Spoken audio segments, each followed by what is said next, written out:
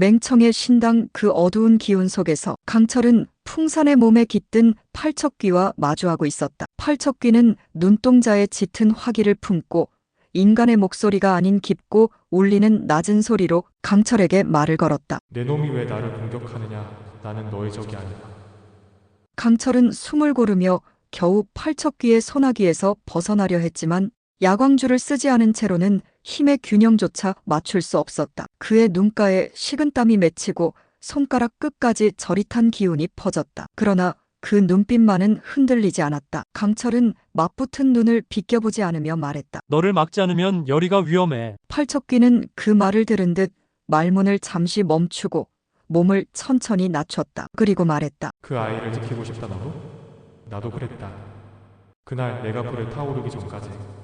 강철은 순간 무언가 이상한 감정을 느꼈다. 증오도 분노도 아닌 묘한 애틋함. 팔척귀의 몸에 깃든 원호는 강렬했지만 그 중심에는 억울함과 상처가 진득하게 깔려 있었다. 그때 신당 안의 불빛이 흔들리며 바닥에 퍼졌고 열이가 남긴 연옥사의 조각이 발밑에서 은은하게 빛을 발했다. 그 틈을 타 강철은 재빨리 야광줄을 쥐고 팔척귀의 손에서 빠져나왔다. 하지만 그는 곧바로 공격하지 않았다. 야광줄을 높이 들고 말했다. 너의 원한이 무엇인지 끝까지 밝히겠다. 하지만 지금 이대로 열이를 해친다면 널 구해줄 누구도 없다. 팔척귀는 마치 고민하는 듯 풍산의 몸에서 한 발자국 물러났다. 그러나 곧바로 다시 눈동자가 번뜩이며 강철을 밀쳐낸다. 믿지 않는다. 왕가의 피는 거짓뿐이다.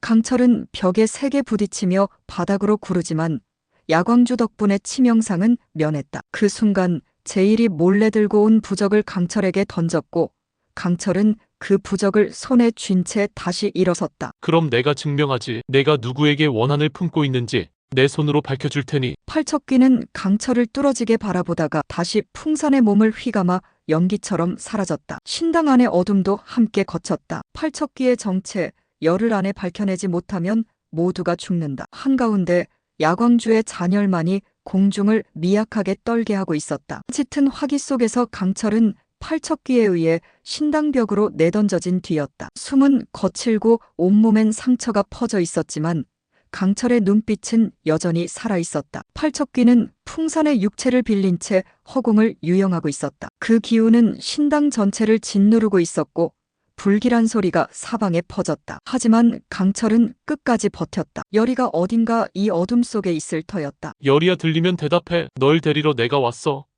그 순간 신당 깊숙한 안쪽 부적이 빼곡히 붙은 닫힌 문 너머에서 희미한 신음이 들려왔다. 열이었다. 그 미약한 소리에 강철은 비틀거리며 다시 일어섰다. 야광주의 힘은 사라졌지만 그의 의지는 꺾이지 않았다. 팔척귀는 짐승처럼 울부짖으며 다시 강철을 향해 달려들었다. 그러나 이번에는 강철이 먼저 손을 뻗어 그 몸을 껴안았다. 단순한 힘의 대결이 아닌 마음의 전쟁이었다. 너도 누군가를 지키고 싶었던 거잖아. 그게 누구였든 나도 같은 마음이야. 나도 내 사람을 지키고 싶다. 그 말에 순간적으로 팔척귀의 눈동자가 흔들렸다. 풍산의 육체가 경련하듯 떨렸고 강철은 그 틈을 타부적을 이마에 붙였다. 기이한 파동과 함께 팔척귀의 기운이 분열되기 시작했다. 비명을 지르듯 풍산의 입에서 괴성이 터졌고 검은 연기가 신당 안을 휘몰아쳤다. 그러나 어둠은 완전히 물러나지 않았다. 신당의 기둥 뒤 열이는 사슬에 묶인 채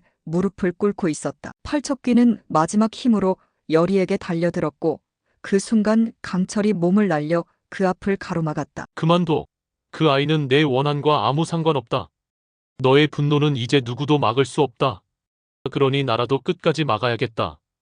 강철은 야광주의 마지막 불씨를 쥔 손으로 자신의 가슴을 찔렀다. 그 순간 팔척귀가 강철 안에 남아있던 이무기의 기운과 충돌하며 폭발적인 반응을 일으켰다. 신당 안은 폭풍처럼 일렁이고 열이는 그 혼란 속에서 강철에게로 몸을 던졌다. 강철아, 안 돼. 열이는 손에 쥔 경귀석으로 강철의 손등을 덮었다. 경귀석의 푸른 빛이 번지며 폭주하던 기운을 흡수했고 마침내 팔척귀의 기운은 완전히 사라졌다. 풍산의 육체는 힘없이 무너졌고 강철은 열이의 무릎 위에 쓰러졌다. 강철아, 제발 눈 좀 떠봐. 강철은 느릿하게 눈을 떴다. 눈동자에는 희미하게 윤갑의 기억과 강철 자신의 정체가 뒤섞여 있었다. 내 목소리가 살아있게 해주네. 여리는 강철의 손을 꽉 잡았다. 내가 다시 살게 해줄게. 이번엔 내가 널 구할 차례야. 그 순간 문 너머로 정이 이끄는 군관들이 들이닥쳤다. 여리와 강철을 중심으로 둘러싸인 이들은 주변을 경계하며 말을 잇지 못했다. 정은 한 발 다가서며 묻는다. 무사한가? 여리는 고개를 끄덕였고 강철은 그를 향해 힘겹게 웃어 보였다. 정은 말없이 바닥에 굴러있는 야광줄을 바라보다가 곁에 있는 제일에게 조용히 명했다. 이제는 시간과의 싸움이다. 팔척귀의 정체, 열흘 안에 밝혀내야 한다. 저 아이의 상처는 내가 책임지마. 여리와 강철은 궁궐 뒤편 조용한 요양처로 향한다. 달빛이 고요히 두 사람을 비추고 여리는 부드러운 손으로 강철의 붕대를 갈아주고 있다. 많이 아프지? 강철은 눈을 감은 채 대답했다. 너보다야 아니지. 널 잃을 뻔한 내가 더 아팠다. 여리는 붕대 위에 입을 맞춘다. 이번엔 내가 널 지킬 차례야. 멀리서 그들을 바라보는 비비의 실루엣이 선명하다. 이무기가 사람에게 마음을 주다니. 형님, 이제 돌아올 수 없겠네. 용담골 행차를 열흘 앞두고 궁 안팎의 공기는 점점 더 팽팽하게 조여들고 있었다. 여리는 강철과 함께 요양처에 머무르며 한시도 떨어지지 않고 그의 곁을 지켰다. 그러나 이 고요는 오래가지 않았다. 비비는 이미 움직이고 있었고 풍산 또한 도상수의 얼굴로 다시 기운을 끌어모으고 있었다. 그 열이라는 계집애만 내게 넘겨주시오. 풍산, 아니 팔척귀는 그렇게 말했다. 이미 정체가 발각된 이상 그는 수단과 방법을 가리지 않고 여리를 손에 넣으려 했다. 그것은 단순한 복수가 아니었다. 여리는 경귀석을 지닌 자, 그리고 이무기 강철의 마음을 움직인 유일한 인간이었다. 그날 밤 데뷔전의 문틈으로 누군가의 그림자가 스쳤다. 비비였다. 그는 한때 강철과 같은 이무기로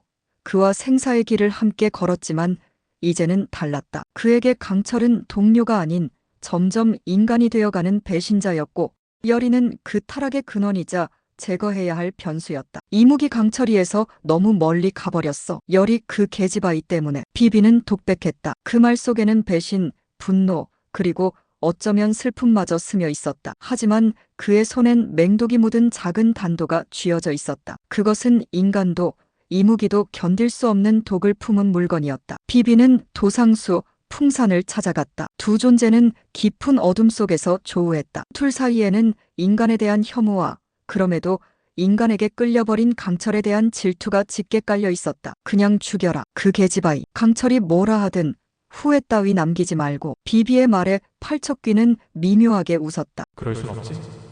난 그자를 시험해보고 싶어.